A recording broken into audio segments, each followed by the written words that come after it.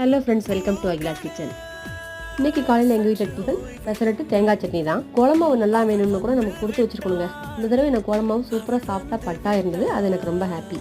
அதே மாதிரி லஞ்சுக்கு கீரையும் சைட் டிஷ்ஷாக பன்னீர் ஃப்ரை தான் பண்ணியிருந்தேன். பன்னீர் ஃப்ரை ரொம்பவே சூப்பராக இருந்தது.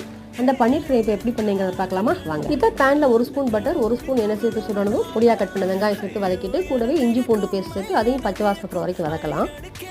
இப்போ chilli flakes, 1 spoon tomato ketchup சேர்த்து நல்லா கலந்து விட்டு சில்லி கார்லிக் பேஸ்ட்டு, மஞ்சத்தூள், தனியாத்தூள் சேர்த்து பச்சை வாசனை வரைக்கும் வதக்கிட்டு கூடவே தேவையான உப்பு, மிளகுத்தூள், கரம் மசாலா சேர்த்து கலந்து விட்டு இப்போ கியூபாக கட் பண்ணி வச்சுக்கிற பன்னீரை இதில் சேர்த்து பன்னீர் உடையாத மாதிரி மிக்ஸ் பண்ணி விடலாம். 2 நிமிஷம் இந்த மாதிரி நல்லா மிக்ஸ் பண்ணி விட்டால் தான் நமக்கு பன்னீரில் மசாலா இறங்கி சூப்பராக இருக்கும். இப்போ கடைசியாக கசூரி மேத்தி சேர்த்து பன்னீரை இந்த மாதிரி நல்லா மிக்ஸ் பண்ணலாம். இப்போ டேஸ்டியான பன்னீர் ஃப்ரை ரெடி.